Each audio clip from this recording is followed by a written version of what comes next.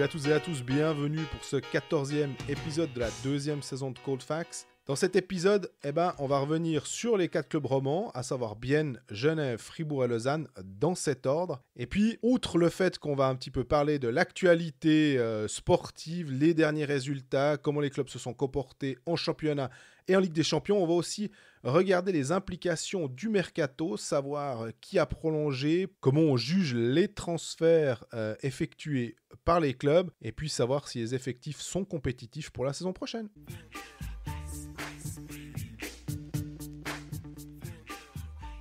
Salut Greg. Salut Jean-Fred, tu t'es remis de cet épisode avec Andrei Bikov plus celui de Stats, double dose de Cold Facts cette semaine. Ouais, double dose, et puis surtout, je me remets difficilement parce que je suis content maintenant à pouvoir reparler du, comment dire, pas du train-train du championnat, mais de ce qui reprend un peu pour les clubs romans, quoi. On pourra refaire nos grandes théories, c'est ça que tu veux dire? Peut-être. On a accepté de partager le micro. D'ailleurs, on remercie encore une fois Andrei qui a été très ouvert avec nous. J'ai trouvé, c'était vraiment un plaisir de faire cette interview avec lui. Et Cédric, vous pouvez toujours écouter aussi cet épisode spécial statistique qu'on a sorti lundi à 17h. On a changé un peu les petites habitudes où on parle de manière assez précise de statistiques. Mais je crois que Cédric a vraiment bien vulgarisé la matière. Donc je pense que même si vous n'êtes pas matheux, il y a moyen de s'en sortir dans cet épisode. Et je pense que c'est très intéressant pour voir le hockey, on va dire, un peu différemment. C'est pas la vérité, c'est une façon de voir le jeu. C'est pas la seule, c'est pas la vérité absolue. Mais je pense que c'est intéressant d'avoir ce regard-là. Et aussi, on a essayé de donner des exemples sur les clubs romans, voire même sur certains joueurs qui évoluent en Suisse ou en Amérique du Nord. Et c'est ça que je trouve intéressant, c'est d'avoir des véritables exemples qui corrèlent un peu ce qu'on voit ou ce qu'on ne voit pas sur la glace. D'ailleurs, donc, du coup, merci à Cédric. Dernière petite chose, on veut féliciter Laurent qui a remporté notre premier concours la semaine dernière. Pour ceux qui nous suivent sur les réseaux sociaux, il y avait 2 billets VIP pour le match de l'Escalade à Genève le 6 décembre à gagner, Genève-Bienne. Il fallait trouver le score du match Fribourg-Genève et le premier buteur de Genevois du match. Ouais, ça c'était un peu pour si jamais pour il y avait départager. Et Laurent était le seul à avoir trouvé le 2-1 pour Fribourg. En plus, il avait mis Tom Ernest premier buteur. Donc là, c'est home run pour Laurent. Donc bravo à lui. On se réjouit de lui offrir ces deux billets. On sait, il s'en cache pas, que c'est un supporter de Fribourg-Gotteron. Du coup, je me dis qu'il découvrira autre chose. Et je suis très content que celui qui ait gagné. Et puis, sans faire le mystérieux, on essaye aussi de regarder avec les autres clubs pour éventuellement pouvoir faire des actions du même style. Hein.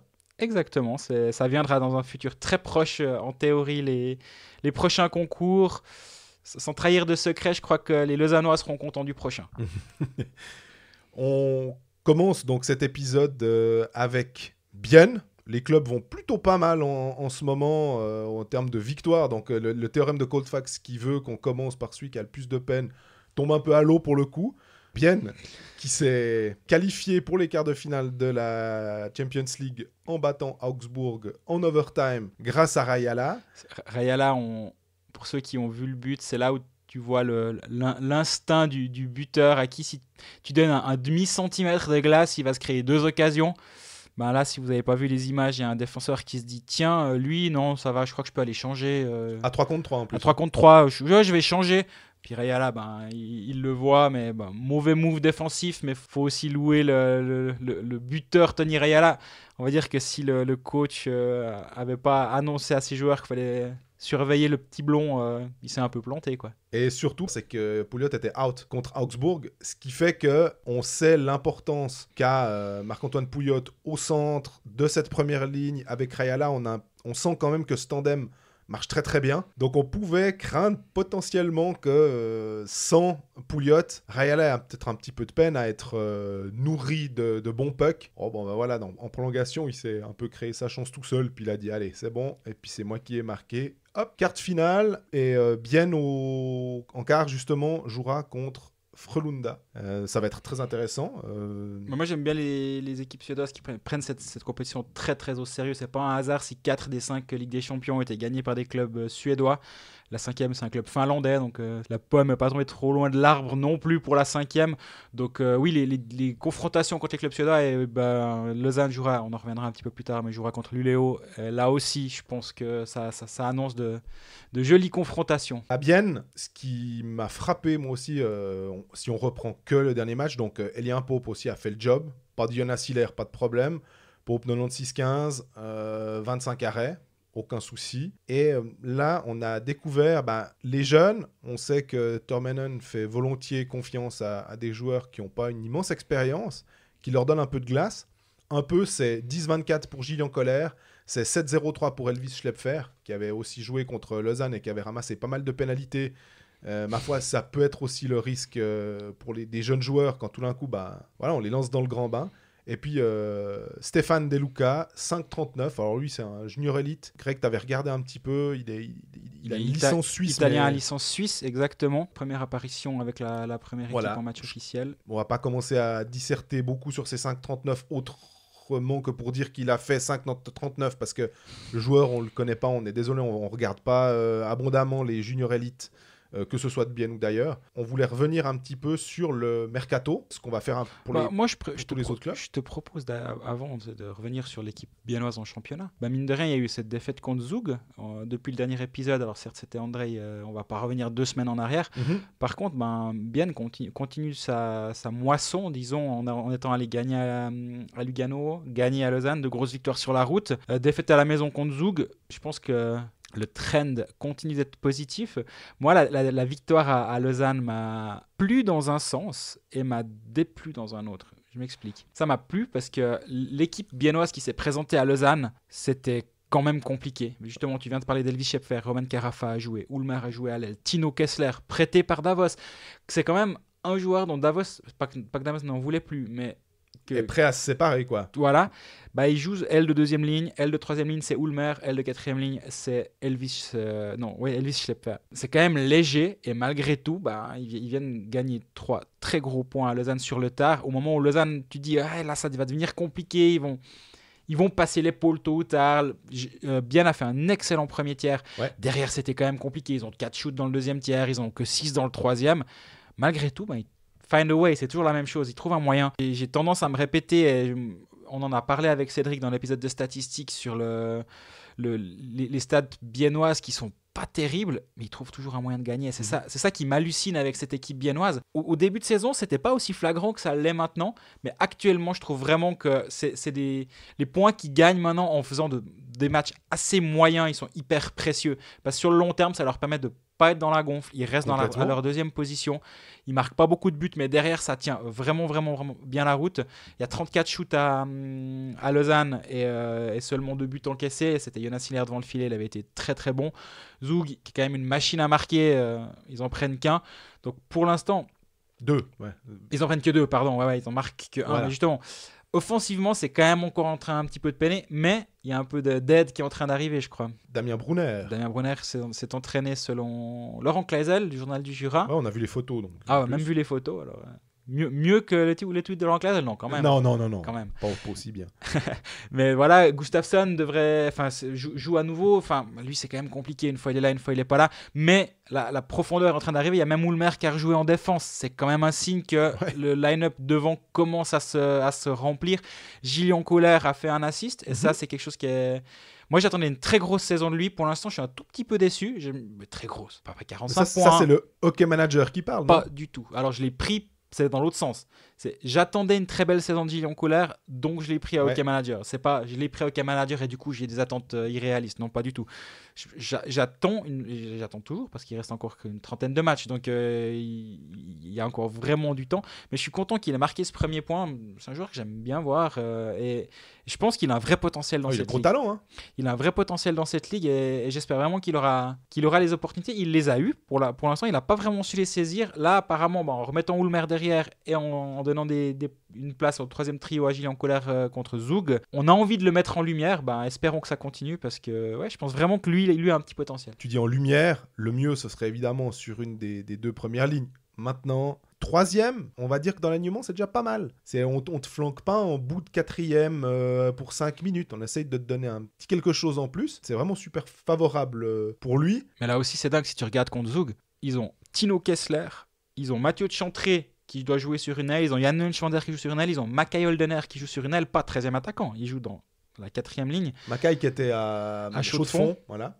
Donc, ouais. D'ailleurs, Carafa était aussi à jouer avec chaud de fond. Il était 13e attaquant ce jour-là contre Zug. Donc là, actuellement, moi je trouve ça continue de bricoler et ça gagne des points. Donc c'est là où je pense qu'il faut donner du crédit à ce qui est en train de se faire parce qu'il gratte les points. Je pense vraiment que c'est le bon terme actuellement. Et pour le futur, c'est quand même assez positif. Alors, j'avais lancé le côté mercato. On voit qu'il y a plusieurs prolongations du côté de Bienne. On va faire un petit point, peut-être rappeler, voir s'il y a un ou deux joueurs intéressants à saisir encore sur le marché parce que le marché, on l'a déjà dit, il est hyper sec. Et au fur et à mesure des prolongations et des signatures, ça devient vraiment... c'est désertique, là. Il y a quasiment plus rien. Ouais. Bienne a signé offert de Ambry. Juste. C'est la seule annonce biennoise pour l'instant. Dans la seule annonce de transfert, ils ont prolongé par contre. Alors effectivement, c'est là où c'est intéressant pour eux. Ugly et Künzle. Exactement. Deux pièces hyper importantes. Moi, je suis convaincu par ce joueur. On a déjà parlé depuis le début de saison. Je suis convaincu par ce joueur et de l'avoir re-signé. Pour moi, je pense que c'est peut-être moins clinquant que Künzle qui a se passé zurichois. Ugly vient de Rapperswil. On a peut-être tendance un petit peu à minimiser ce joueur, mais moi je suis convaincu par Michael Ugly. Ailier de première ligne, je pense vraiment que quand il va revenir, il faut qu'il reprenne cette place à l'aile de la première ligne parce que cette saison, il a vraiment commencé à exploser. Il y a ce petit coup d'arrêt avec cette blessure. Mais ouais, cette prolongation, elle est belle, je trouve. Sataric et Neuenschwander, on a vu dans le Bieler Tagblatt qu'ils sont pas hyper satisfaits de leur temps de jeu. C'est quoi ? C'est un petit peu le seul petit truc négatif qu'il y a à Bienne, c'est que Sataric et Neuenschwander sont pas contents. Tu te dis si c'est ça le problème de Tormenon. Bon, ça va aller. Ouais, Neuenschwander, c'est dommage parce que comme centre de 4e ligne, c'est vrai qu'il est vraiment précieux comme joueur. Et là, il y a que 12 places. Hein. Il n'y a que 4 places au centre en plus. Donc, mais là, il joue sur une aile, c'est un peu dommage. Je trouve, mais je comprends les choix de Tormenon. Ce serait pas mal qu'il le signe parce qu'il fait plein de choses justes, Neuenschwander. Sataric, je pense qu'il va s'en aller. À mon avis, il va partir de Bienne, mais j'ai pas d'infos. Hein. On regarde juste, ils ont Radgeb, ils ont Moser, ils ont Salmela, ils ont Kreis, ils ont Forster, ils ont Ulmer, ils ont Fey. Et ils ont même Prisi, qui est un des jeunes qui est en train de monter. Les 8 places, elles sont prises. Sataric, il a 27 ans, il n'y a pas de futur pour lui. C'est pas un pari sur l'avenir où tu lui donnes 2 ans, tu le sais, ou 3 ans, mais tu sais que non, ses bonnes années sont maintenant. Et je pense que lui va avoir envie de jouer un petit peu plus. Ou je ne sais pas. Ouais, j'allais dire, où est-ce que Sataric a véritablement une place ? Parce que si à Bienne t'es 7, faut essayer de te trouver une place 5-6 sur un 3e trio en tant que défenseur défensif. Moi, je suis convaincu qu'il y a de la place pour Sataric dans la ligue sans aucun souci. Mais Bienne, c'est dense. Hein. Je veux dire, il y a un étranger. Ça te prend une de tes places dans le top 6 par l'étranger. Tu as un international en puissance comme Radgeb qui est quand même censé prendre une place dans le top 6. Un étranger comme Yanis Moser aussi. Un international comme Moser. Puis après, voilà. Moi, la seule crainte que j'ai, c'est Forster va avoir une année de plus. Mais en même temps, il fait le job. Quoi. Pour l'instant, il n'y a pas de problème avec Beat Forster. Mais le chantier actuellement, c'est les gardiens. À Bienne. Oui. Je veux dire, on en a déjà parlé, mais le reste de l'équipe est bien en place. Il y a les jeunes qui montent. L'année prochaine, il y aura Ramon Tanner que j'aime bien. Je pense qu'il a vraiment aussi un potentiel. Carafa est là, Lutti est toujours là. Ils ont une vraie profondeur offensive. Défensivement, je me pose un peu des questions, mais ça a l'air de tenir. Mais il faudra que les gardiens tiennent vraiment, vraiment la route. Est-ce que tu pars sur Pope en numéro 2 et un étranger ? Mais du coup, Pope mérite ses 10-15 matchs vu ce qu'il est en train de montrer. Donc, est-ce que tu pars à 5 étrangers et Pope pour les soirs où le gardien est reposé ? Donc, tu joues avec ton 5e étranger.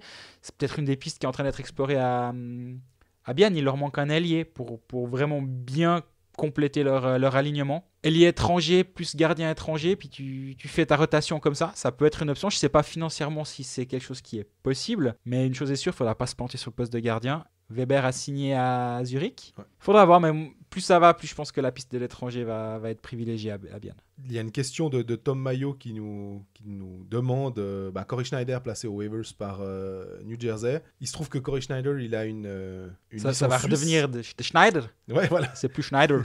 Ils ont Peter Schneider. Est-ce que Bien pourrait... forcément, cette saison, on pense plutôt à Bern, parce que Bien, il n'y a pas de problème avec Hilaire. Mais Cory Schneider, est-ce qu'on pourrait imaginer, il touche 6 millions, est-ce qu'on pourrait imaginer un montage financier à la Cristobal Huet où Fribourg avait pris une partie, et la partie était 10% en gros, ou peut-être même un petit peu moins du salaire de Huet, et c'est Chicago qui payait le reste. En gros, c'était une sorte de buy-out avec le type qui joue à l'étranger. Franchement, oui, c'est quelque chose qui est clairement... Je pense à Schneider pour l'année prochaine, en bien fait. sûr, moi, bien sûr. Ça. Non, relier les points, disons, ils sont gros, les points à relier là, c'est assez facile de le faire, on va dire. Oui, je pense que c'est un gardien qui est établi en NHL, mine de rien. Il a un contrat jusqu'en 2022, donc New Jersey sera très très content de trouver une solution comme l'a fait Chicago avec Cristobal Huet. Il a 33 ans, il aura 34, donc là, c'est pas censé être un problème. Après, encore une fois, il n'y a pas des Cristobal Huet à chaque coin de rue, ni des Jonas Hiller.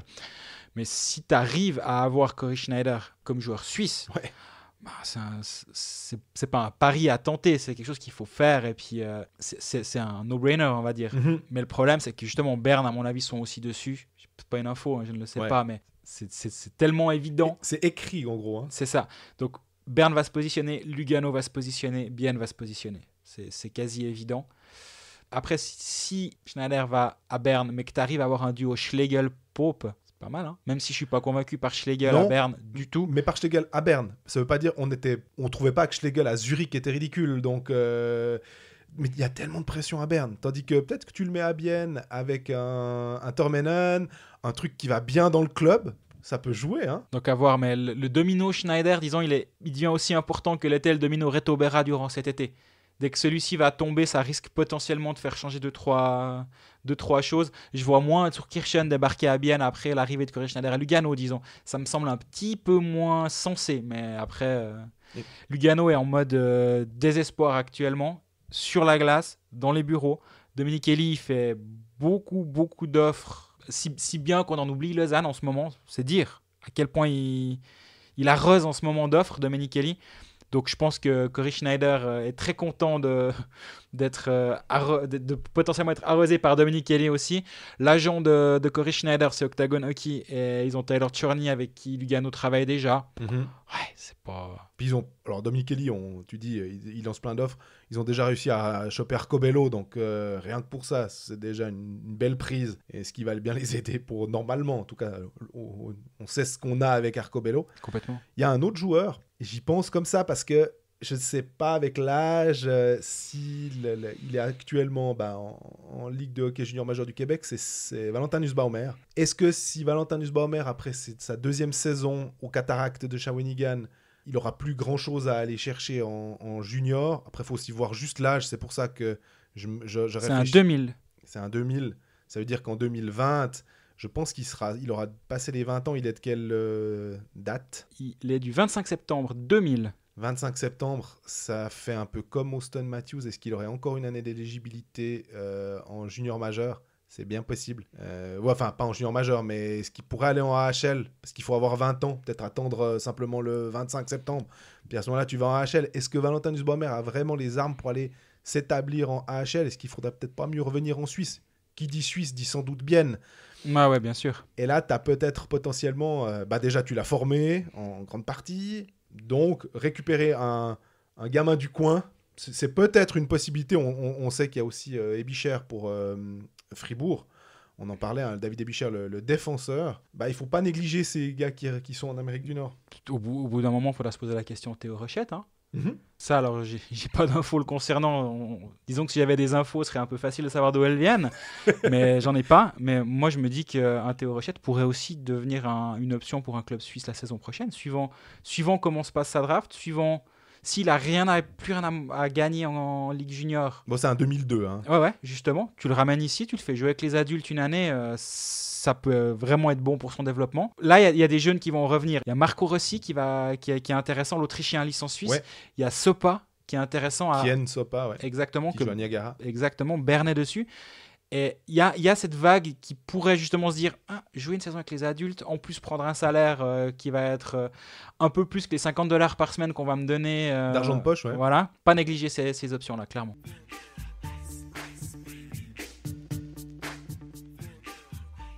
face à Genève. Genève, alors lui qui n'a pas de Coupe d'Europe, mais qui a engrangé 2 succès. Un super important à Davos, où tu vas gagner 3-2. Joli, bravo Genève. Et puis, facile, on va dire, vu le score, à ne pas négliger 2 buts dans la cage vide.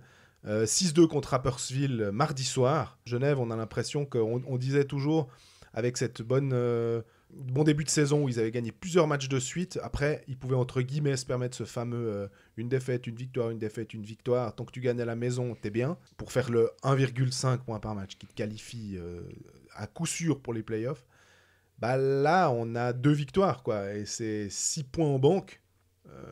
Genève est sur le podium. Oui, c'est encore un peu boiteux, mais peu importe. Ouais, quoi. Alors au point par match, ils sont pas sur le podium. Par contre, effectivement, eux ont les points en banque. Donc 22 matchs, 37 points, 64 buts marqués, 57 encaissés. Ça, c'est bien aussi. Ils marquent des buts. Genève, ils sont près de 3 buts par match. C'est pas inintéressant. Comme tu as dit très justement, pas négliger les 2 buts dans la cage vide qui font une impression un peu de trompe-l'œil. 6-2 contre Rapperswil. Tu dis, waouh. J'avoue l'avoir regardé en fond d'écran pendant que j'étais à Lausanne Pilsen. Ça tournait honnêtement pendant les pauses, j'arrivais à revenir en arrière, c'était très bien. Contrôle total de ce que j'ai vu de Genève durant quasi tout le match. J'ai pas vu de moment où c'était la grosse panique et c'est solide. Les vétérans. Mais c'est ça, par contre c'est là où je voulais en venir, la production offensive, moi c'est une ligne quoi. Rudd sur passe de Richard, Wingel sur passe de Fer sur passe de Maurer et Winnick. Enfin, c'est 2 lignes. Mais c'était deux premiers trios offensifs qui font parfaitement le job. C'est le 4e qui prend pas de but. Si Genève veut franchir un step, c'est justement cette 3e ligne qui doit amener un peu plus. La ligne Miranda, Smirnovs et Maillard. Qui joue 15 minutes. Mais c'est ça. Smirnov même, il a 16,56, 2,14 en powerplay, donc il joue toujours. Il joue beaucoup. 16,56 pour un jeune de 20 ans qui fait sa première saison. Et c'est louable. J'aimerais que cette ligne-là fasse un step, ce qui n'est plus arrivé depuis très longtemps. Et le jour où les 2 premières lignes vont pas être productives, c'est là où il faudra que d'autres viennent en soutien. Est-ce que ces joueurs-là sont encore capables maintenant ? Je ne suis pas sûr. Donc si tout va bien à Genève, attention, je pense que c'est même très positif ce qui est en train de se passer là-bas. Mais vu qu'on cherche toujours pas la petite bête, c'est pas du tout ça. Mais le bémol pour moi, il est là. Et pour l'instant, ça n'a pas péjoré. Ils ont perdu à Fribourg depuis la reprise et ils ont gagné les 2 matchs derrière. Ils ne perdent pas à Fribourg à cause de la 3e ligne qui n'a rien apporté. Mais c'est un fait que le but vient de Temernes. Au passage, qu'est-ce qu'il est fort. On l'a dit et redit et re-redit, mais je pense qu'on ne le dit jamais assez que Temernes est terriblement fort et beau à avoir joué. Donc je le redis encore une fois et je le redirai probablement bientôt. Tout se passe globalement bien. Espérons ce petit plus. 7 sur 10 au face-off d'ailleurs pour Smirnovs aussi. Mine de rien, là encore, 20 ans...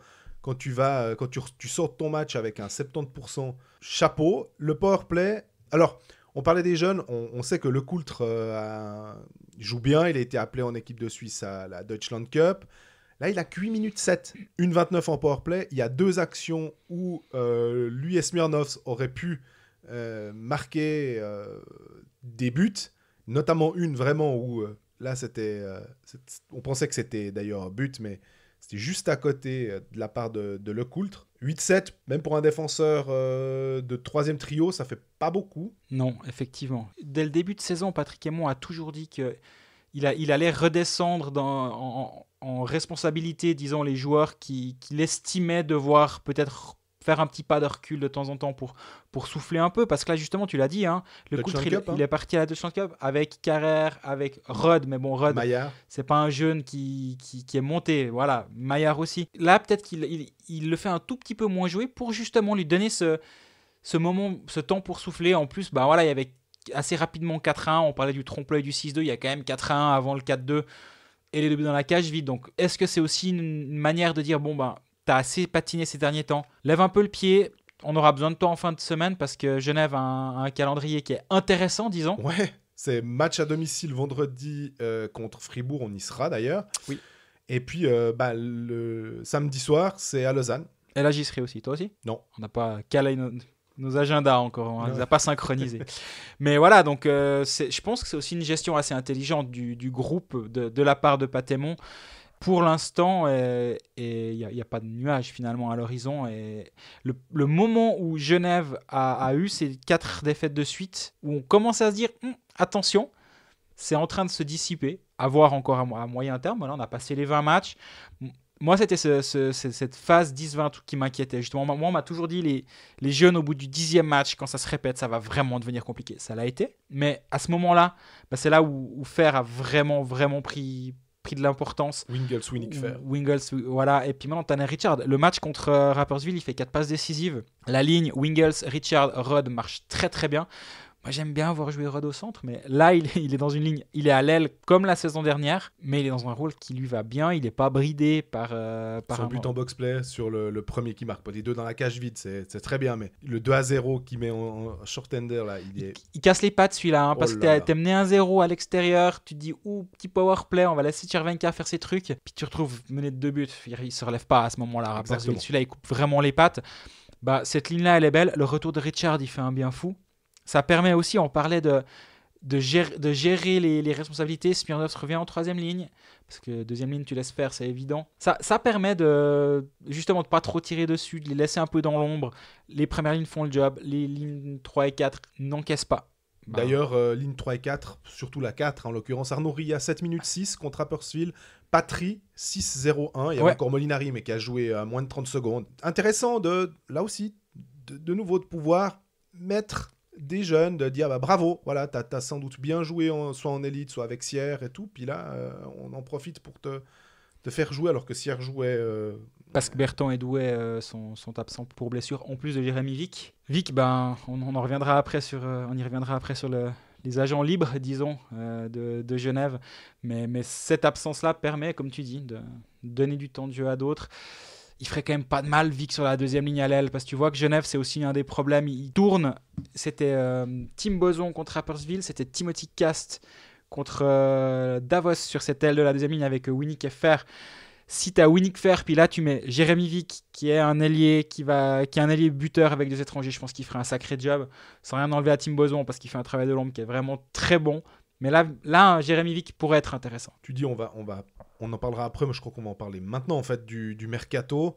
C'est drôle parce que tu disais Berton et Douai sont blessés. Il se trouve que dans les prolongations de contrat, parce que le marché c'est surtout des gens prolongés en fait, des vrais transferts. Il y en a pas tant que ça. Et à Genève, c'est 3 prolongations. C'est Berton, c'est Douai et c'est Mike Fulmin. Qui au passage a marqué son premier but de la saison. Il avait fait encore une passe. On pensait qu'il avait marqué son premier but le match d'avant, mais non, c'était une passe. Mike Fulmin qui était avec Tom Ernest en première ligne, paire défensive. Joueur que tu vas chercher à Langenthal, il fait pas de bruit, il fait son job, Mike Fulmin. Je pense que c'est sous-estimé comme prolongation de contrat, mais c'est une très bonne chose et on en reparlera pour Fribourg, mais la compétitivité du marché des défenseurs, pas les étrangers, des défenseurs, est telle que ça doit pas être négligé, le fait d'avoir prolongé Mike Fulmin. Au niveau des agents libres genevois qui devraient potentiellement signer, tu as parlé de Vic, on a l'impression qu'il n'y a pas un marché qui se bouscule pour lui. On a Fritché, et puis le dernier, c'est Eric Fer. On sait que les étrangers, voilà, tu peux, ça dépend, mais... C'est plus tard le marché des étrangers, voilà. Sauf ceux qui sont sous contrat chez toi. On en parlait pour Gunderson. Ouais. Ça devait se décanter plus tard s'il allait ailleurs. Par contre, Fribourg lui a mis le stylo à la main, l'a enfermé dans une pièce sombre de la BCF Arena jusqu'à ce qu'il signe, en gros. Il a re-signé, au passage, bon coup. Mais voilà, donc Fer... Vu ce qu'il apporte, vu son sens du jeu, son sens du placement, son leadership, le vétéran, exactement. Tu peux te poser la question s'il ne faut pas directement l'enfermer quelque part puis le faire signer. Complètement. Tu mets un contrat blanc puis tu le laisses décider, mais il apporte vraiment, vraiment beaucoup, beaucoup de choses. Parce qu'on a vu Spooner, par exemple, à Lugano, venir là un peu en pensant qu'il allait tout casser, et ça n'a pas fonctionné. Au passage, Spooner, ça me fait rire parce qu'on l'a beaucoup critiqué. Avec Minsk, 8 matchs, 6 points, 3 buts, 3 assists, tout d'un coup. C'est pas aussi nul que ça. On se rend compte que c'est un vrai joueur de hockey. Ça n'a simplement pas cliqué avec Lugano. Je pense que c'est plus une question de contexte que de qualité de joueur. C'est quand même souvent une question de contexte à Lugano, soit dit en passant. Mais alors... Il me semble que c'est quand même souvent à certains clubs où il y a des questions de contexte. Et des clubs où on ne parle jamais du contexte. Ouais. Zurich, c'est rarement une question de contexte. À part quand ils font venir Del Curto, puis qu'il y a une saison, ils font n'importe quoi de A à Z. Mais Lugano, c'est quand même... Ça arrive tout le temps. Bref. Mais faire 22 matchs, 14 points, des buts importants, une présence... Ah, puis au-delà des stats, quoi. Exactement, une présence sur la glace qui est hyper précieuse. Bah voilà, c'est quand tu signes Eric Fer, tu sais ce que tu as. T'as un vétéran qui a un riche passé NHL. Quand même pas l'oublier, hein, il a plus de 650 matchs de NHL. C'est un premier choix quand même. Hein. Enfin, c'est un premier ronde, je veux dire. C'est pas n'importe quoi. Hein. Ah non, il y a un pédigré du type. Complètement. Puis bah voilà, c'est plus d'un mètre 90, c'est un physique, c'est une présence sur la glace, hors de la glace. C'est un des gros agents libres que Genève pourrait effectivement avoir la bonne idée de re-signer assez vite. Si c'est pas lui, bah, tu peux trouver le même profil. C'est pas comme, on en parlera après pour le cas Yannick Eren. Si Yannick Eren signe ailleurs, t'as pas sur le marché un joueur de ce niveau-là. Faire, tu peux trouver. C'est là où c'est un poil moins pressant. Jérémy Vick, tu dis, il n'y a pas un gros marché. Moi, je trouve hyper intéressant le cas Jérémy Vick. Au contraire, on parle justement du marché actuel qui est assez... Ou alors, il y a un gros marché, mais le prix, c'est ça qui va le déterminer. C'est-à-dire que lui, il veut peut-être X et on va lui proposer X moins quelque chose. Ben, avant sa blessure, la question, beaucoup de clubs se posaient la question, est-ce qu'on ose signer Jérémy Vick ou pas? On rappelle, c'est quand même un joueur qui a... Allez, 220 matchs, un demi-point par match, 53 buts. Saison d'avant, il marque une quinzaine de buts en 46 matchs. Donc, c'est quand même un joueur qui vaut ses 10-12 buts en moyenne sur la saison. Il peut monter un peu plus s'il a des responsabilités. C'est un joueur de powerplay. Il a un bon shoot. Il a un jeu très, très, très physique. Il peut jouer en défense aussi. Alors, il peut jouer en défense. Il peut dépanner, on va dire. Mais il a 30 ans. Et c'est ça la vraie question. Début de saison prochaine, il aura 31. Il va vouloir signer un contrat moyen à longue durée, 2-3 ans. Donc, c'était un pari avant sa blessure. Parce que la question, c'est comment son jeu va vieillir. On en parlait déjà avant sa blessure, d'ailleurs, à ce micro. Hein. C'est comme des joueurs comme Chervet, des joueurs qui, tôt ou tard, peuvent, du jour au lendemain, perdre une vitesse, disons. Et à ce moment-là, ça devient compliqué. Là, il se blesse à l'épaule, 3 mois out. Il avait commencé très, très, très timidement la saison en ayant un rôle minime à Bienne.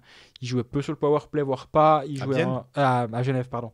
Peu, voire pas sur le powerplay. Il jouait en 3, 4e ligne. Toujours le fameux timing is everything. Bah, pour lui, le timing, il est vraiment, vraiment mauvais actuellement. Parce que tous les clubs hors Genève ont peur de le signer. Et maintenant, il est blessé pour 3 mois. Donc, ils ne peuvent même pas se dire attendons encore un mois pour voir comment ça évolue cette saison. Là, maintenant, il va falloir se positionner. On parlait du fameux Bailo Selhai quand on a fait notre épisode de Hockey Manager. Alors, on est dans du Bailo, finalement, pour un Jérémy Vick, mais... Alors, oui, je suis d'accord avec toi, à la nuance près. Et ça, on me le répète sans cesse quand je tiens les théories de Bailo avec des gens sur le marché. On me dit le Bailo, il n'existe pas en Suisse pour la simple et bonne raison que dès que tu as 2 clubs qui sont intéressés par le même joueur, en fait, le marché est tellement, tellement pauvre qu'ils vont quand même se faire une concurrence et tu vas quand même payer trop cher pour un joueur qui ne vaudra pas ce prix-là. On est à ce point-là de désespoir sur le marché suisse. Et c'est vraiment dingue. Cette année, c'est un cas d'école. Pour l'instauration tôt ou tard d'un plafond salarial, ce serait une super chose parce que là, cette saison-là, il y a un vrai problème sur le marché. Je précise que 2021, parce que j'ai regardé aussi un petit peu quel joueur était sous contrat, on est sur une pénurie qui est proche de 2020. Hein. C'est vraiment pas beaucoup mieux. Il n'y a pas énormément de joueurs qui sont clinquants. Ils sont tous sous contrat très long terme. Je pense que la période qui pourrait être intéressante, mais vu qu'on parle tellement loin, si ça se trouve, ils auront tous re-signé d'ici là, c'est 2022. Je vais t'arrêter tout de suite, exactement. Il n'y a aucune chance que la plupart de ces joueurs soient disponibles à ce moment-là. Mais ouais, même 2020, fin 2021... je pensais à Lausanne qui avait signé pas mal de joueurs à peu près à la même échéance. T'as Moy, t'as Kennins, t'as des joueurs comme ça qui reviennent sur le marché. Mais ouais, bon courage. Donc oui, là on commence à avoir un vrai problème sur ce marché-là. Et Jérémy Vick pourrait quand même tirer son épingle du jeu. Un club va prendre le risque. Un club qui n'aura peut-être pas signé Yannick Eren. J'ai pas le nom du club en question, mais dès que le domino Eren, on parle souvent de domino ou de réaction en chaîne, quand Eren aura pris sa décision, derrière les clubs vont devoir se retourner. Est-ce que ce sera Fribourg? Est-ce que ce sera Lausanne? Est-ce que ce sera Lugano qui devra se dire on a raté le train Eren? C'est quoi le prochain sur la liste? C'est Jérémy Vick.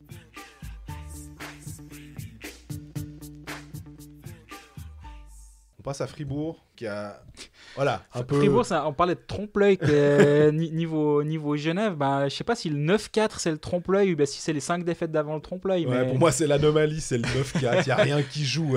Voilà, c'est le déplacement à Rapperswil réglementaire, comme t'aimes dire des fois. Non, mais ce qui était incroyable, c'est le deuxième tiers. 9 tirs cadrés, 6 goals. Tu vas sans gardien, tu joues à 6 tout le tiers, c'est pas pire, quoi.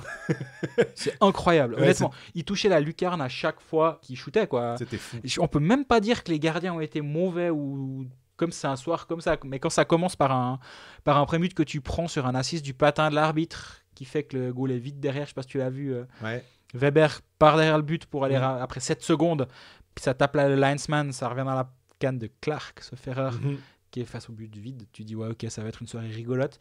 Mais même jusqu'à 3-3, Fribourg est quand même là. Ouais, c'est ça, 3-3. Et derrière, il y a les vannes qui se sont ouvertes, quoi. C'est retour de Tchervenka. C'était vraiment une soirée un but, 5 assists, comme ça, au calme. Tranquille. Et voilà, mais je pense que Fribourg a prouvé quand même depuis quelques temps sa solidité défensive. Complètement. Ça a juste volé en éclats, mais avant, il y a une victoire 2-1 contre Genève à la maison, victoire 4 après prolongation, victoire 4-2 contre Ambry à la maison. Pas incroyable ce match contre Ambry. Mais tu vas gagner. C'est 3 points. Franchement, 5 victoires de suite. On parle du bon début de Genève Servette avec une bonne séquence. Toujours ces bonnes séquences. Et à l'inverse, ces mauvaises séquences de 5 défaites qui te plombent. On voit Berne qui va pas bien à cause de ça aussi. Parce que tu n'arrives pas à sortir de cette gonfle. Demande à Lugano comment ils vont actuellement. Exactement. Aussi, hein. Lugano et Berne actuellement. Lugano, c'est 6 défaites de rang. Berne. Langnau, c'est 5 victoires d'affilée aussi. Hein. Mine de rien, parce qu'ils font pas beaucoup de bruit, mais ils vont gagner leur match. Et là, Fribourg, qui en plus avait des matchs en moins.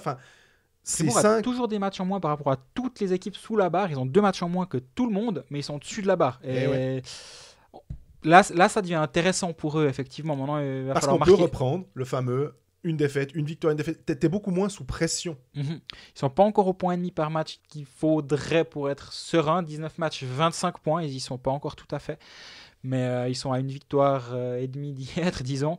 Et le trend est positif à Fribourg parce que défensivement, il y a une vraie rigueur.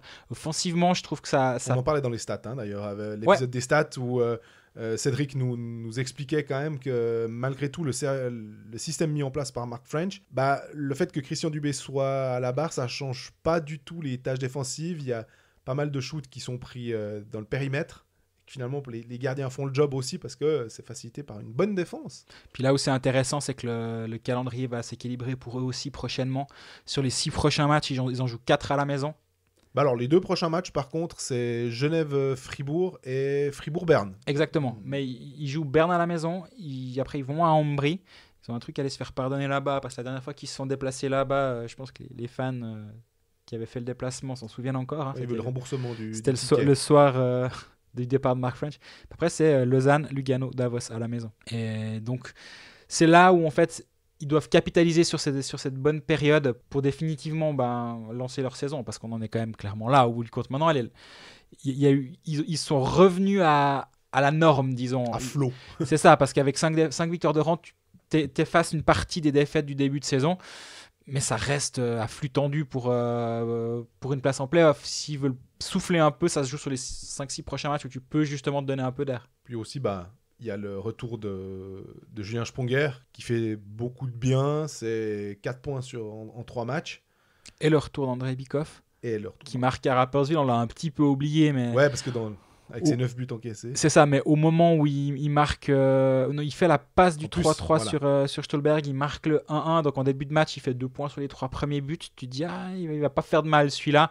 Je pense que là, il faut voir un peu plus long terme. Je pense que les jambes, elles sont pas encore tout à fait là et pour Bikov et pour Sprunger. Mais la semaine d'entraînement en plus va vraiment pas faire de mal. Et cette ligne Sprunger, Bikov, Stolberg, elle est hyper intéressante. Stolberg, il a une telle vitesse, un tel sens du placement. Sprunger, on n'a même plus besoin de le présenter. Bikov au milieu, à mon avis, il peut se régaler. Ça permet de ne pas toucher cette première ligne avec Desharnais, Brodin et Motet qui marchent bien. Là, offensivement, justement, on parle souvent de profondeur de banc à Lausanne. Fribourg, il leur manquait juste 2 tiers de leur deuxième ligne, en gros. Puis là, ça devenait vraiment compliqué de proposer un alignement correct de la ligne 1 à la ligne 4. Ça revient gentiment et tu peux presque avoir 3 lignes qui peuvent avoir un impact offensif si Samuel Walzer daignait se réveiller sur la 3e ligne, disons. D'ailleurs, quand tu as dit les noms comme ça, Stolberg, Bikov-Sprunger, je me dis, ah ouais, c'est quand même une ligne, au niveau du back-check, peut-être pas la ligne la plus défensive, mais par contre, une fois que tu as le puck en zone offensive, ça doit être... Détrompe-toi alors sur le back-check de Victor Stolberg. Bah voilà, j'allais dire, surtout... Regarde bien comment il joue. Moi, au contraire, je pense qu'il a plus de travail qu'on veut bien le croire. Et Oui, mais c'est 1 sur 3 aussi. Ouais, puis Bikov, défensivement, c'est pas pourri. Ah, je dis pas que c'est un manche, hein, mais effectivement, il crée... Ouais, j'aurais pas dit ça, tu vois, c'est marrant. Ok. Mais soit. Ça me va qu'on ne soit pas d'accord. Au niveau mercato, Fribourg, au moins, il y a pas mal d'annonces qui ont été faites. On avait eu Souter. Là, on vient d'apprendre que Benoît Yecker a signé pour 2 ans, un ancien junior de la maison fribourgeoise qui revient. C'est plutôt une bonne chose parce qu'à Lugano, il s'est quand même un peu perdu. J'ai regardé ses stats, c'est 5 assists en 33 matchs la saison passée, c'est 3 assists en 21 matchs cette saison. Je suis pas sûr que ce soit très très parlant. Par contre, sa saison précédente à Bienne en 2017-2018, 2 goals, 10 assists en 50 matchs, donc une saison complète. Et quand il était parti à Lugano, on s'était dit, ah ouais, non, après 5 saisons à Bienne, il avait décidé de changer d'horizon, de partir tester quelque chose d'autre. Bah, il s'est un peu fourvoyé, peut-être que ça n'a pas matché avec les entraîneurs et tout. En tout cas, l'année passée avec Ireland, ça n'a pas fonctionné, c'est clair et net. Cette saison, j'ai pas assez vu Lugano, mais moi j'ai vraiment l'impression que c'est le hockey qui fonctionne pas avec Lugano en ce moment. Donc c'est pas une question de joueur, c'est une question de tout le reste finalement. Bon, on parlait de la pénurie du mercato, surtout défensif.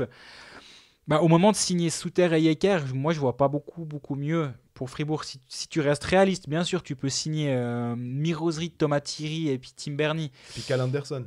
Et Calle Anderson. Bon, bah voilà, si on redevient réaliste pour un... Ouais, mais franchement, Thierry Zrid, oui. Zrid, il est trop cher. Bah, il est peut-être trop cher. Maintenant, est-ce qu'il est vraiment... il ferait pas de tâche, mais tu te dis pas... Il a jamais considéré de venir en Suisse romande. Ouais. Ce que je peux te dire. Donc, c'était pas réaliste que Miro Zrid vienne en Suisse romande. Je peux me tromper, mais on m'a peut-être menti. Non. Mais on peut toujours. Le Zrid à Berne n'a pas encore été annoncé, donc ça peut toujours changer. Mais moi, on m'a dit qu'il n'avait pas considéré la Suisse romande. Certains, c'est pas évident de les faire sortir de Zurich, on va dire, pour les Zurichois, mais les Suisses allemands, pour venir en Suisse romande, c'est un step. Hein, Bah, bravo Rossi, qui a en plus prolongé de 3 ans, qui lui avait fait le step. Voilà, mais tu regardes même Vermin qui vient à Lausanne, c'est... Alors oui, il parle très bien français, etc. Mais c'est quand même un pas à franchir pour un alémanique. Kennins, ok, c'est pas un alémanique de base, mais quand même, il a grandi dans la région zurichoise. Grossman. Exactement. Donc bref, on s'égare, mais de manière réaliste, ces 2 transferts-là, vu l'état du marché et vu le fait que Fribourg doit rajeunir ses cadres derrière, Yecker, c'est 25 ans. On l'oublie, mais il a que 25 ans finalement. C'est un défenseur qui porte bien le puck, qui est assez moderne dans l'idée qu'on peut s'en faire, justement, qui va pas poser le puck contre la bande et donner à l'ailier, ce qui aurait pu suffire à Marc French. Voilà. Mais défensivement, Fribourg en a 6 sous contrat. Désormais, on compte Schneeberger. L'idée va quand même être de se séparer de Schneeberger assez vite. Mais est-ce que tu vois, à part ça, l'idée, je la comprends. Maintenant, il a encore une année de contrat. C'est chaud. On parle d'un marché des défenseurs qui est complètement à sec. Oui, moi je vois clairement de l'intérêt pour Schneeberger. Je vois. Rapperswil, par exemple. Je suis pas un voyant. Mais oui, j'ai écrit Rapperswil, mais je sais qu'il y a 3 autres clubs qui se sont intéressés. Après, c'est toujours une question de frais de demande. Si on t'envoie 2 sacs de puck et un rouleau de tape contre Schneeberger jusqu'à la fin de saison, parce que c'est ça aussi. La discussion, elle porte pas sur reprendre l'intégralité du contrat. Elle porte sur on le prend jusqu'au dernier match de la saison. Après, vous vous démerdez avec machin. Par contre, s'il est parti à, admettons, Rapperswil, joue les 30 derniers matchs de la saison, fait bonne figure, finit avec 8-10 points, montre que c'est encore un gars qui est capable, dans des bonnes conditions, de jouer, derrière, c'est peut-être plus facile pour négocier et dire, admettons, Schneeberger, pour faire simple, touche 1 million à la saison. On sait que c'est pas ça, on est bien d'accord. Si le club après vient et dit, nous, on vous prend peut-être 500 000, on prend la moitié du salaire de Schneeberger pour la saison suivante, tu préfères quoi, le donner à la moitié à un autre club ou le payer garder, l'intégralité puis payer à vide. C'est le spectateur le mieux payé de la patinoire. Voilà. Donc le move de se dire on le donne maintenant, il va faire ses preuves quelque part d'autre de toute façon à Fribourg. Il n'y a pas besoin de lui ni à court, ni à moyen, ni à long terme. Je pense qu'il serait le bon. Maintenant, la question qu'il va falloir se poser à Fribourg, c'est avec les défenseurs sous contrat. Ebicher, ça n'a pas été confirmé. Est-ce qu'il va venir? C'est pas officiel. Je suis pas convaincu que ce soit fait, soit dit en passant. Ouais. Je dis pas que ça va pas se faire, mais je crois pas que ce soit fait. Mais là, j'ai pas l'info. C'est comme les points que je relis, disons. Derrière, il reste Kamerzin en fin de contrat, Stalder en fin de contrat, Marty en fin de contrat. Et je pense sur ces trois lines, et Aplanal qui devraient être en fin de carrière. Et sur ceux-là, je pense qu'il y en a 2 qui vont rester. La question, c'est lesquels? Pour moi, la réponse, c'est Marty et Stalder. Marty, il fait son job. Moi, j'aime bien ce joueur. J'ai toujours bien aimé ce joueur. Et il bloquera les pucks. Il fera rien de plus que ce qu'on lui demande. Il va amener une profondeur en défense sans rien demander. Et ça, c'est parfait. Et Stalder, par rapport à Kamerzin, à mon avis, va coûter beaucoup moins cher. Et il est solide défensivement. En ce moment, si Fribourg gagne, c'est aussi parce que sa défense est très bonne. Et dans sa défense, il y a un très très bon Ralf Stalder. Donc moi, je pense que je lui redonnerai une saison. Et Kamerzin en ferait les frais, selon moi. Mais je me réjouis de voir ce qui va se passer. En attaque, on a encore 4 noms qui n'ont pas de contrat. C'est Lotta Klauper, Flavio Schmutz et Tristan Vauclair. On avait l'impression que Lotta, ils ne vont pas se bagarrer pour le garder. Non. Non, le tac, c'est fini. Je pense. Là, le nom comme ça, Vauclair, on sait que c'est un joueur d'énergie, d'impact, de quatrième ligne qui fait bien son boulot. Là, au père, il n'a pas tellement eu l'occasion de jouer cette saison. Il était blessé, alors qu'il était revenu, alors qu'il était en Ambry. Flavio Schmutz, est-ce qu'on lui donne encore une fois sa chance, tu penses, à Fribourg? Parce qu'on a l'impression que chaque fois, on se dit « c'est peut-être l'année de Flavio Schmutz, il est centre, peut-être qu'il peut franchir un palier, peut-être qu'il peut commencer à être un petit cran au-dessus, et puis on a l'impression, je sais pas si on est franchement déçu, mais on s'attend à quelque chose de plus. » Ouais, je pense que son avenir va aussi dépendre du choix stratégique de Dubé sur les étrangers. Est-ce que tu pars avec Stolberg est sous contrat, Dernay sous contrat, Gunnarsson est sous contrat, donc t'as Brodin qui n'est pas sous contrat. Voilà. Et la question c'est, est-ce que tu remplaces Brodin par un ailier suisse? On parlait d'Yannick Eren justement. Auquel cas, tu peux prendre un deuxième centre étranger. Si tu prends un deuxième centre étranger, tu as Bikoff en troisième centre, Walzer en quatrième centre. Et là, ta ligne de centre, elle est vraiment solide. Au passage, Walzer en centre 4, par exemple, c'est assez cher, quoi. Ah oui, alors il y a un budget à ce niveau-là. Je suis complètement d'accord avec toi. On rigole quand Froidevaux, en termes de budget, jamais en termes de qualité de joueur. Simplement, on sait que Froidevaux a coûté cher quand il a été re-signé. Puis que tu le vois en quatrième ligne... Voilà. Complètement. Mais stratégiquement, si tu pars sur tes 2 centres étrangers, t'as pas de place pour Flavio Schmutz. Donc non, il resterait pas. Après, si t'as qu'un centre étranger, donc après tu te retrouves avec Bikoff, tu te retrouves avec Walzer en 3, ton centre de quatrième ligne, ça peut être un Flavio Schmutz. Pourquoi pas? Mais moi je le vois aussi s'en aller, honnêtement. Et moi j'aimerais bien voir les clubs un peu plus aller puiser un étage en dessous. Et je pense qu'il y a moyen de mettre sous contrat des joueurs qui pourraient être hyper intéressants en Liga.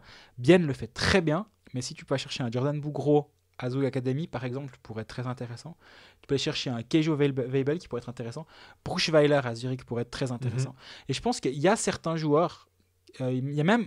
Alors, j'ai sorti ce nom une fois, on m'a rayonné, mais un Egenberger à Davos, on me dit c'est juste un cheval qui va tout droit, quoi. Il a pas de hockey. J'avais toujours l'impression qu'il avait un gros potentiel, ce joueur. Bon, il me semble qu'il est assistant à Davos. Ouais, t'as vu ce qu'il joue? Il est surnuméraire. Ouais, c'est fou, quoi. C'est ça. Donc peut-être que là, il y a un moyen d'aller chercher un joueur. Et moi, j'aimerais bien que certains clubs s'inspirent justement. Et puis, au lieu de signer ta quatrième ligne où c'est justement, tu disais Vauclair, Lauper, rien contre ces joueurs du tout, absolument pas. Hein. Mais si tu arrives avec un ou deux jeunes qui se mettent en concurrence pour cette place dans la quatrième, troisième ou peu importe dans quelle ligne, mais dans l'alignement, peut-être financièrement c'est pas perdu. Même Zug le fait finalement. Hein. Mais j'ai envie de te dire, Tino Kessler, on parlait à Bienne là. Ouais, exactement. Est-ce que peut-être que Tino Kessler a été proposé à d'autres clubs, puis Bienne se dit ah ouais, bonne idée. Puis les autres font non, c'est bon, nous pour ce joueur, pour ce poste-là, on a d'autres. Et finalement, Bienne prend le risque. Ouais, complètement. Et ça j'aime bien, donc ça pourrait être une option. Mais bon, je l'avais dit dans un épisode précédent. Je pensais pas forcément à Fribourg, mais si Fribourg signe Eren, admettons, derrière, moi je vais chercher Jeffrey, si c'est possible. Hein. Vu qu'on avait dit il y a quelques temps que Lausanne n'était pas forcément convaincu de vouloir le conserver, c'est peut-être en train d'évoluer parce qu'en ce moment on revoit le Jeffrey qu'on aime finalement, le joueur que tu le vois pas sur la glace, puis à la fin il finit avec 2 points. Il a un shoot par match, mais c'est un but. En général, il est tellement efficace ce joueur. Peut-être c'est en train d'évoluer. Mais si tu décides, si tu signes Eren et que donc tu décides d'avoir un deuxième centre étranger pour ta deuxième ligne où tu prends Jeffrey, tu prends le duo qui marche, Encore une fois, c'est une question de budget. Est-ce que c'est réaliste? Je sais que Brody ne coûte pas très cher. Jeffrey coûte beaucoup plus cher. Mais après, ça peut être une option pour Fribourg en tout cas.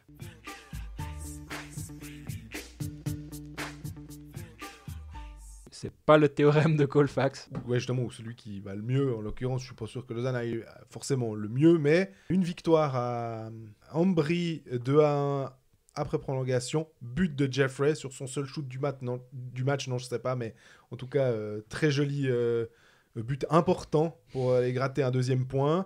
Et puis, ça fait bizarre de dire victoire 4-4 après prolongation. Ouais, je l'ai écrit, je me suis dit, mais qu'est-ce que tu es en train d'écrire? Mais oui, ils ont gagné 4-4 après prolongation. Why not? Parce qu'il n'y a pas le fait de marquer les buts à l'extérieur qui compterait double comme en football. Donc, comme ils avaient gagné 2-1, mais qu'ils avaient perdu 4-3 après 60 minutes, bah, ça fait égalité 5-5. Une prolongation de 10 minutes à 3 contre 3 pour décider. On l'a vu avec Bienne, c'est Corey Emerton qui a marqué ce but. Très beau rush de Genadzi au passage. La passe, elle est magnifique. Derrière Emerton, on voit que c'est un vrai buteur, mais Genadzi arrive à bien passer par-dessus le défenseur pour faire la passe. La passe est un peu dans les patins. Certes, mais il la met quand même bien au-dessus du défenseur. Après, Emerton fait le job. J'allais dire c'est une bonne surprise, mais il fait déjà une bonne saison l'année passée, Emerton. Oui. Mais il est tellement arrivé sur la pointe des pieds qu'on l'oublie. Je trouve en tout cas, j'ai tendance, en tout cas, j'avoue, à peut-être un peu négliger ce joueur ou à me dire ça reste la 5e roue du char, quoi.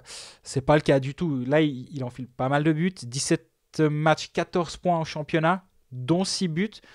On rappelle qu'il a bien remplacé, il est monté dans l'alignement quand il y avait des blessures au niveau du centre. Il est précieux, Corey Emerton. Puis là, on l'a encore vu dans le 3 contre 3 contre Pilsen. C'est vraiment un légitime joueur dans les 4 étrangers, disons. C'est pas la 5e roue du char. Son corsi contre Pilsen n'est pas formidable, mais ce qui est sûr, c'est qu'au face-off, par contre, Lausanne a été très très bon contre les Tchèques. C'est 11 gagnés, 64%, un peu plus, quasi 65 pour Emerton.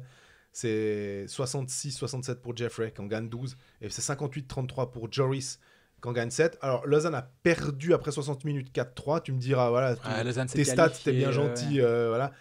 Mais Lausanne s'est quand même qualifié. Joris, d'ailleurs, qui manque le but vide à la dernière minute. Oh là là Ça aurait peut-être pu lui faire du bien parce qu'il était un peu blessé. C'est pas un gros compteur pour l'instant pour sa première saison. Peut-être aussi qu'il doit s'habituer aux patinoires européennes. Peut-être aux cages suisses aussi, j'en sais rien, parce qu'elles sont plus grandes en Amérique du Nord. Là, la mettre au-dessus, c'est pas simple. Hein. Depuis où il est, la mettre au-dessus, c'est pas facile. Voilà, Lausanne, forcément, que tu vois le contingent, tu te dis, mais pourquoi est-ce qu'ils gagnent pas tous leurs matchs 3-0, 4-1 ou je ne sais. Ouais, il y a des petits moments où, pour discuter avec quelqu'un dans le vestiaire une fois après un match, il me disait, mais tu vois, ce match-là, on a été arrogant. Et c'est un joueur, quand il te dit, ouais, on a été arrogant. Tu te dis, mais t'es vraiment, ouais. Puis je dis, mais c'est quoi être arrogant? Ouais, mais on croyait que ça allait être facile. On venait de faire une belle victoire ici. Forcément, quand tu bats Zouk, tu bats Berne, tu bats des Cador, tu te dis après, peut-être quand tu joues contre une équipe... Cador et Berne, t'es le premier à le mettre dans la même phrase cette saison. Ouais, on est d'accord, mais... On parle du champion. Mais sur le papier, la Bad Bern, c'est toujours spécial, t'as raison. Parce que, mine de rien, quand t'enlèves juste Gaëtan Haas et Genoni, juste entre guillemets, bien sûr, ça reste quelque chose de... Je dirais quand même c'est encore hors norme parce que Berne, jusqu'à preuve du contraire, est toujours le champion en titre. Lausanne, ouais, voilà. Tu perds contre Bienne, on en parlait quand on parlait de Bienne, a trouvé un moyen de gagner. Je pense que Lausanne, ce match-là, s'il pouvait effacer ces 2 dernières minutes... il le ferait volontiers parce qu'ils avaient l'impression qu'ils pouvaient partir, je sais pas forcément avec les 3 points, mais en tout cas avec 2 points. Ça aurait été mérité au vu du match, mais Bienne a magnifiquement su le faire. Mais on a vu quand même Lausanne face à une de ses limites et ça a été thématisé depuis. Mais le contingent. La profondeur surtout, faites ça. Parce qu'on parlait justement des absences à Fribourg de Sprong et Rebikov, mais à aucun moment il y a eu un rappel d'un joueur de Ligue B, Tim Traber qui a dû jouer des minutes, pas de centre comme à Ambry, parce que c'est quand même ce qui est arrivé. À Ambry, Lausanne n'a pas pu remplir son contingent, déjà. Sur les gens qui ont fait le déplacement, il y a eu des marques qui jouent 0 minutes, 0 secondes. Donc ils ont pris un gars dans le quart pour rien. Ça, tu le sais en partant à Ambry, qui ne va pas jouer. Mais malgré tout, il y a une place de libre dans l'alignement. Lee Roberts avait débarqué des Ticino Rockets. Il a encore joué depuis en Ligue des Champions. Oui. Il devrait rester encore là, je pense, un petit moment. Trabert avait joué. A dû jouer. Ouais, avait joué. C'est profond en termes de talent sur les 3 premières lignes. Par contre, c'est pas très profond en termes de nombre, disons. Et je dis pas qu'il faut avoir 17 attaquants valides comme fait Davos et finalement commence à arroser toute la ligue en prêtant des joueurs. Dario Meyer à Zug. Davos prête un joueur à Zug. Ok, on comprend plus rien. Davos prête un joueur à Bienne après derrière et après ils envoient Vetter à Rapperswil.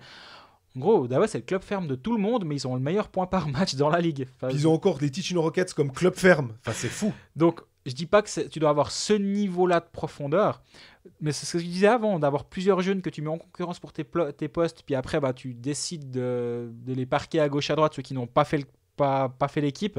C'est assez intéressant et c'est moderne comme façon de penser ce que fait Davos. Moi, j'aime beaucoup ce qui se passe là-haut actuellement. Ouais. Malgré tous les doutes qu'on a pu émettre sur l'entraîneur Christian Wohlwend, je dis pas que c'est Mike Babcock maintenant pour autant, quoique Babcock en ce moment c'est pas le bon exemple. Mais... T'as vu la chasse que Wohlwend fout à Luca Ischier? Oui, j'ai vu ça. Bon, t'as pas envie d'être Luca Ischier sur le coup. Hein. Non, effectivement. Mais tout ça pour dire qu'on a vu une vraie limite de Lausanne à ce niveau-là. Et tu dois beaucoup tirer sur les mêmes joueurs. Répétition des matchs. Il faudra partir à l'Uléo pour jouer un match de plus. Le retour, ça fait 2 matchs de plus. Par chance, il n'y a plus la Coupe de Suisse, si j'ose dire chance. Ouais. Mais dans la configuration actuelle, c'est presque une chance. Va pas falloir qu'il y ait trop de poids qui s'accumulent autour de Lausanne. Si on prend l'exemple de Genève, par exemple, l'année dernière, qui avait en moyenne 6 blessés par match, s'il arrive ça à Lausanne, honnêtement, je ne sais pas ce qui se passe. Il y a un problème. Parce qu'on parle de Tino Kessler. Hein, Genève a prêté aussi Simek à Rapperswil et finalement Simek va rester jusqu'au bout. Et Simek se retrouve avec un temps de jeu qui est de plus de 15 minutes. Tu te dis, est-ce qu'il n'y avait pas moyen peut-être là de se faire prêter un joueur? Alors, je ne sais pas si c'est Dario Meyer, mais finalement, c'est des joueurs de Ligue nationale quand même. Tu sauras que Lausanne a demandé de l'aide dans la Ligue et n'en a pas obtenu. Ok. De ce que je sais. Pour le match Ligue des Champions, il y a eu des téléphones qui ont été faits pour dire prête-moi un joueur pour ce match-là. Personne n'a répondu par l'affirmative à la question de Lausanne. De ce que je sais, je n'ai pas eu la confirmation via Ian Alston, mais je ne l'aurais pas eu de toute façon, même si c'était vrai, donc peu importe. Donc, tu sais, je suis convaincu que dans la Ligue, il y a une certaine... Je ne sais pas si le mot crainte est le bon mot, mais tout le monde se dit, ils nous ont fait chier sur pas mal de dossiers en faisant des offres très élevées. On rigolait à un moment, Lausanne a fait la meilleure offre, mais c'était un moment, quand tu es une équipe milieu bas de classement, ce qu'était Lausanne, et que tu veux devenir une équipe milieu haut de classement, les premiers joueurs qui viennent, faut les surpayer. Faut les surpayer pour qu'ils viennent, et c'est normal. En plus, on avait parlé à l'époque, il faut les faire venir en Suisse romande. Donc forcément, c'est pas le même prix que pour jouer dans ton club formateur, disons. Donc, ils ont fait des offres, ils ont modifié altéré le marché, on va dire, à un moment donné. Je dis pas que c'est encore le cas. Et du coup, ça crée des petits, comment dire, contentieux, on va dire. Et quand derrière, ce même club vient te demander un petit peu d'aide pour prêter un de tes joueurs, un de tes surnuméraires, qu'est-ce que tu as à y gagner? Bof. Qu'est-ce que tu gagnes par contre si tu ne le fais pas? Ils nous ont un peu embêtés il y a 2 ans. Nous, on va pas leur faciliter la tâche maintenant. Ils avaient qu'à mieux construire leur roster à l'époque au lieu de payer très cher le top 9-12, les top 9, on va dire. Et si le roster était mieux, les salaires étaient mieux répartis, peut-être qu'il y aurait une petite profondeur en plus. Et je pense que c'est aussi cette optique-là qui est en train de se passer. Ce problème-là est à cause de ça aussi. Tu parles de construction de roster. Bon, on va vite finir avec le mercato à Lausanne. Qu'est-ce que on a? Comme ils annoncent jamais rien, c'est... Ouais, c'est Lausanne, on connaît quoi. Ils annoncent rien. Maintenant, là, je parlais de... Il y a Aaron, hein, qui alors forcément... il y a le Domino Aaron. Qui devient le plus... Ils vont l'annoncer, évidemment, parce que de toute façon, ça, c'est le genre de truc. C'est comme quand Stéphane avait signé. Oui. Si ce joueur n'est plus sur le marché... Ça va se savoir. De toute façon, c'est-à-dire que c'est l'autre club qui va annoncer avoir signé Aaron et finalement Lausanne va c'est ça en fait. Non, en l'occurrence, Lausanne avait annoncé avoir signé Stéphane. Oui, mais je dis pour Aaron là. Ah ouais, alors c'est autre chose. Si eux ne l'annoncent pas parce qu'ils l'ont prolongé, admettons. Ça se saura. Et puis c'est un signal tellement positif s'ils leur signent. Moi, je pense si Lausanne signe, on la prendra. Il n'y aura pas cette espèce d'attente. Et on répète, hein, le combat mené par Lausanne est le bon de dire on en a marre de ces annonces en milieu de saison. On en a marre. Plus large, au sens large, on en a marre de ce mercato en cours de saison, de devoir faire des offres maintenant, parce que si tu viens sur le marché en mars, de toute façon c'est trop tard. Ce combat est juste. Mais bon, après, ils se battent contre des moulins, j'ai l'impression c'est perdu d'avance. Mais j'aime bien cet aspect un peu noble on a notre combat et on s'y tient. Là, par contre, quand tu prolonges tes joueurs, annonce-les. Ouais, c'est ça.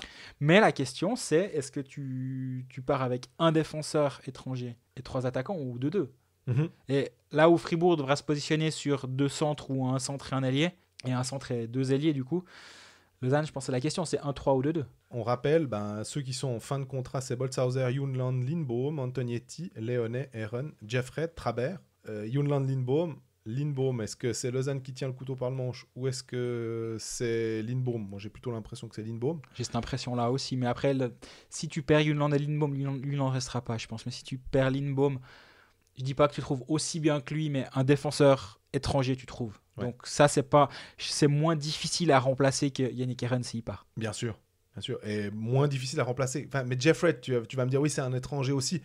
Mais quand tu as l'habitude, quand tu sais ce que tu as, on voit Gareth Flo, il part de Zug, il va à Zurich, tu te dis, est-ce que Zug a fait le mauvais move? Bon, ils prennent Kovar, c'est fou, hein.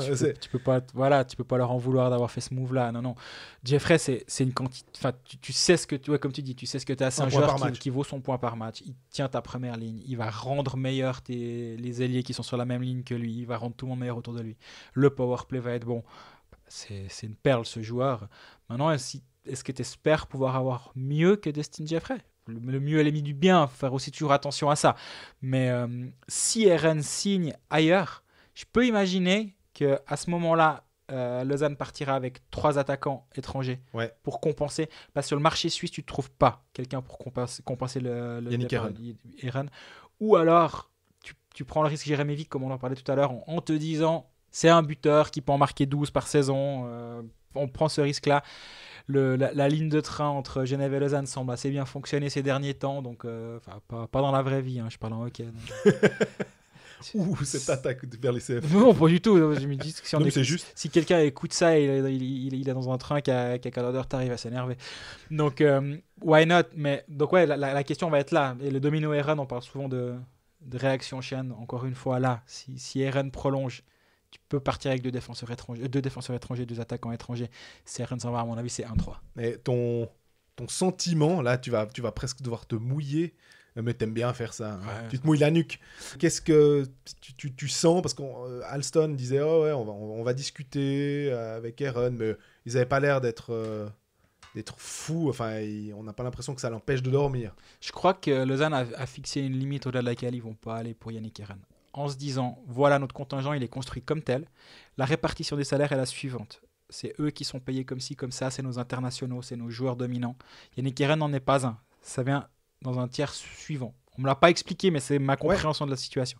Il vient dans un tiers suivant. Pour nous, c'est un ailier de 3e ligne qui peut devenir un ailier de 2e, voire de première ligne si nécessité, ou un allié de 2-3, disons, mais c'est pas Christophe Berchi, c'est pas Joël Vermine, et il mérite pas d'être mieux payé que ces joueurs-là, sous prétexte qu'il est sur le marché l'année où il faut l'être.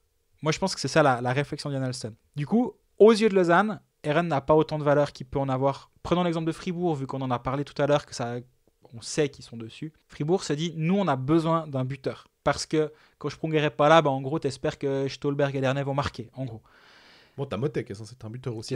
Mais il manque un gars capable de marquer 15 buts ou 12 buts. Il manque un buteur suisse dans cette équipe. C'est dingue, c'est fou. Mais il manque ce profil-là. Et Eren est exactement ce profil-là. Donc je pense que l'offre fribourgeoise est potentiellement, je ne suis pas sûr, je n'ai pas l'info, mais dans mon esprit, et si je comprends bien la situation, l'offre fribourgeoise sera meilleure. Maintenant, c'est à Eren de se positionner. Il sait ce qu'il a à Lausanne. On parle aussi de Lausanne, c'est ce que Lausanne a avec Jeffrey. Il sait ce qu'il a à Lausanne. On rappelle qu'il y a 2 mois, il voulait partir de Lausanne. Il a provoqué une discussion entre son agent et Ian Alston pour clarifier la situation, pour demander quel était son rôle à l'avenir. Est-ce qu'il avait une chance de réintégrer l'alignement? Ça s'est fait. Est-ce que ça le satisfait suffisamment pour se dire « Ok, je signe ce qu'on me donne ici » ou est-ce que, échaudé par cette situation compliquée, il se dit « Je m'en vais ». Pour moi, il y a pas là. Pour l'instant, à mon avis, lui, toutes les données du problème, elles sont là, en fait. C'est à lui de décider au bout du compte. Et à mon avis, c'est 50-50 entre partir et rester. Par contre, c'est pas ça. Réponse de Normand. Non, pas du tout. Parce que c'est juste que je crois que c'est vraiment ça la situation actuelle. Mais c'est pas 50-50 entre Lausanne et Fribourg, par contre, attention. Ouais. C'est 50-50 entre partir et rester. Et si on me dit que Genève est rentrée dans la danse, je suis pas étonné.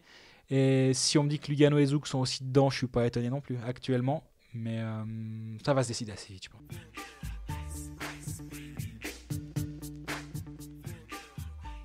On y est au bout de cet épisode numéro 14. On a rattrapé notre épisode de retard lié à tes vacances. On est bon, maintenant on est à un épisode par semaine. C'était important d'avoir cet épisode de stats au milieu. Ouais, puis c'était important de me rappeler que j'étais en vacances. Non, c'est la loi de la moyenne, cher Stéphane Rochette. On l'a aussi ici. On est revenu à la moyenne. Donc c'était hyper important. Hein. Merci de nous écouter toujours et d'être toujours aussi actifs sur les réseaux sociaux avec nous. Ça nous fait vraiment très plaisir d'interagir avec vous, de répondre à vos questions s'il y en a ou de débattre. D'ici l'épisode de la semaine prochaine, n'hésitez pas à nous poser vos questions sur les différents réseaux sociaux, de nous écouter, de vous abonner. On est aussi présent sur YouTube pour ceux qui nous préfèrent écouter par ce biais-là. Puis en attendant, profitez bien de cette saison qui bat son plein actuellement. Une bonne semaine